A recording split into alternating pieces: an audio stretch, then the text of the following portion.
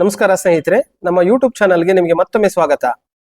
ನಾವೀಗ ಈ number ಫಾರ್ಮ್ಯಾಟ್ನ Python program ಮೂಲಕ ಒಂದೇ ಒಂದು ಲೂಪಿಂಗ್ ಸ್ಟೇಟ್ಮೆಂಟ್ನ ಯೂಸ್ ಮಾಡಿಕೊಂಡು ಯಾವ ರೀತಿ ಡಿಸ್ಪ್ಲೇ ಮಾಡಬಹುದು ಅಂತ ಹಂತ ಹಂತವಾಗಿ ನೋಡ್ತಾ ಹೋಗೋಣ. ಈ ವಿಡಿಯೋದಲ್ಲಿ ಮುಂದುವರಿಯುವ ಮೊದಲು ನಿಮ್ಮಲ್ಲಿ ಒಂದು ರಿಕ್ವೆಸ್ಟ್, ನೀವಿನ್ನು ನಮ್ಮ ಯೂಟ್ಯೂಬ್ ಚಾನಲ್ಗೆ ಸಬ್ಸ್ಕ್ರೈಬ್ ಆಗಿರಲಿಲ್ಲ ಅಂತ ಹೇಳಿದ್ರೆ ದಯವಿಟ್ಟು ಸಬ್ಸ್ಕ್ರೈಬ್ ಮಾಡ್ಕೊಳ್ಳಿ. ಈ ವಿಡಿಯೋ ಇಷ್ಟ ಆದರೆ ಲೈಕ್ ಮಾಡಿ, ಸಾಧ್ಯ ಆದರೆ ಕಾಮೆಂಟ್ ಮಾಡಿ, ತಮ್ಮ ಸ್ನೇಹಿತರೊಂದಿಗೆ ಶೇರ್ ಮಾಡ್ಕೊಳ್ಳೋದನ್ನ ದಯವಿಟ್ಟು ಮರಿಬೇಡಿ. ಈ ನಿಮ್ಮ ಪ್ರೋತ್ಸಾಹ ನಮಗೆ ಹೆಚ್ಚೆಚ್ಚು ವಿಡಿಯೋಗಳನ್ನ ಮಾಡಲಿಕ್ಕೆ ಉತ್ಸಾಹ ತುಂಬಿದಂಗಾಗುತ್ತೆ. ಈಗ ಈ ಪ್ರೋಗ್ರಾಮ್ನ ನೋಡೋಣ. ಅದಕ್ಕಿಂತ ಮೊದಲು basic concept of integer format ಸ್ಪೆಸಿಫೈರ್ನ ಬಗ್ಗೆ ಸ್ವಲ್ಪ ತಿಳ್ಕೊಂಡು ಬರೋಣ. ಕೌಂಟ್ ಈಸ್ ಈಕ್ವಲ್ ಟು 20ನ ಫಾರ್ಮ್ಯಾಟ್ ಸ್ಪೆಸಿಫೈರ್ ಯೂಸ್ ಮಾಡಿಕೊಂಡು ಯಾವ ರೀತಿ ಡಿಸ್ಪ್ಲೇ ಮಾಡ್ಬೋದು ಅಂತ ನೋಡೋದೇ ಆದರೆ, ಈ ಪ್ರಿಂಟ್ ಸ್ಟೇಟ್ಮೆಂಟ್ ಅಲ್ಲಿ ಸಿಂಗಲ್ ಕೊಟೇಶನ್ ಒಳಗಡೆ %4d ಇದೆ.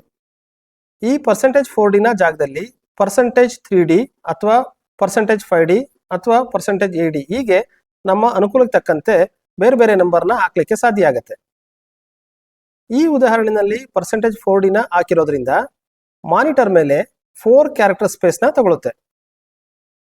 ಸಿಂಗಲ್ ಕೊಟೇಶನ್ ಆದ್ಮೇಲೆ %ಕೌಂಟ್ ಹಾಕಿರೋದ್ರಿಂದ ಕೌಂಟ್ ವೇರಿಯಬಲ್ ನ ವ್ಯಾಲ್ಯೂ 20 ಈ 4 ಕ್ಯಾರೆಕ್ಟರ್ ಸ್ಪೇಸ್ ನ ಒಳಗಡೆ ಒಂದೊಂದು ಕ್ಯಾರೆಕ್ಟರ್ ಸ್ಪೇಸ್ ನಲ್ಲಿ ಒಂದೊಂದು ಡಿಜಿಟ್ ರೀತಿ ಡಿಸ್ಪ್ಲೇ ಆಗ್ತಾ ಹೋಗುತ್ತೆ. ನಾವಿಲ್ಲಿ ಗಮನಿಸಬೇಕಾಗಿರ್ತಕ್ಕಂಥ ಅಂಶ ಅಂತ ಹೇಳಿದ್ರೆ, ಡಿಸ್ಪ್ಲೇ ಆಗಿರ್ತಕ್ಕಂತಹ ನಂಬರ್ ರೈಟ್ ಜಸ್ಟಿಫಿಕೇಶನ್ ಆಗಿದೆ.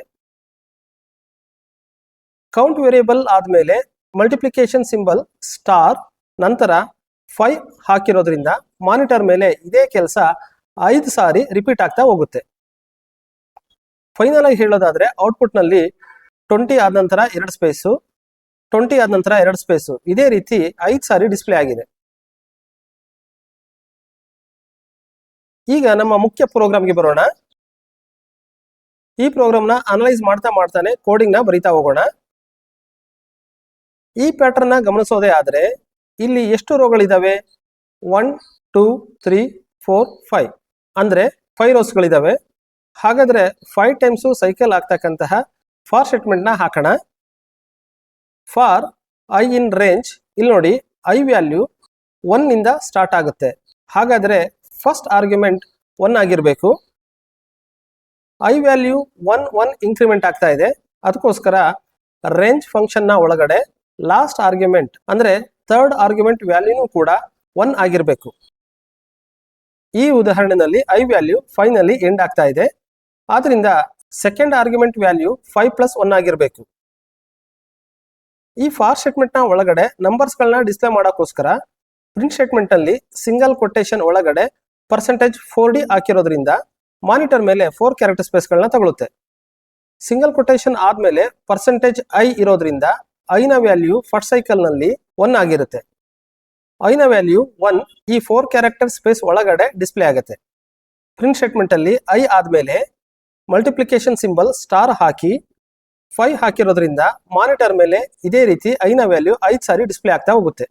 ಅಂದ್ರೆ ಫಾರ್ ಸ್ಟೇಟ್ಮೆಂಟ್ ನ ಮೊದಲನೇ ಸೈಕಲ್ ನಲ್ಲಿ ಐ ನ ವ್ಯಾಲ್ಯೂ 1 ಆಗಿರುತ್ತೆ. ಅದೇ ಐ ನ ವ್ಯಾಲ್ಯೂ 1 5 ಟೈಮ್ಸ್ ಡಿಸ್ಪ್ಲೇ ಆಗುತ್ತೆ. ಅದೇ ರೀತಿ ಫಾರ್ ಸ್ಟೇಟ್ಮೆಂಟ್ ನ ಎರಡನೇ ಸೈಕಲ್ ನಲ್ಲಿ ಐ ನ ವ್ಯಾಲ್ಯೂ 2 ಆಗಿರುತ್ತೆ. ಅದೇ ಐ ನ ವ್ಯಾಲ್ಯೂ 2 5 ಟೈಮ್ಸ್ ಡಿಸ್ಪ್ಲೇ ಆಗುತ್ತೆ. ಇದೇ ಪ್ರೋಸೆಸ್ ಐ ನ ವ್ಯಾಲ್ಯೂ 5 ಆಗೋ ತನಕ ಕಂಟಿನ್ಯೂ ಆಗ್ತಾ ಹೋಗುತ್ತೆ. ಇಲ್ಲಿಗೆ ಕೋಡಿಂಗ್ ನ ಅರ್ಥ ಮಾಡ್ಕೊಂಡಾಯ್ತು. ಈಗ ಈ ಪ್ರೋಗ್ರಾಮ್ನ ಪೈಥಾನ್ ಇಂಟರ್ಪ್ರಿಟರ್ ಮೂಲಕ ರನ್ ಮಾಡಿ ನೋಡೋಣ.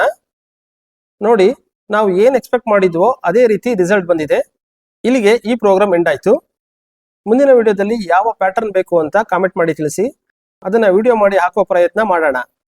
ಧನ್ಯವಾದಗಳು.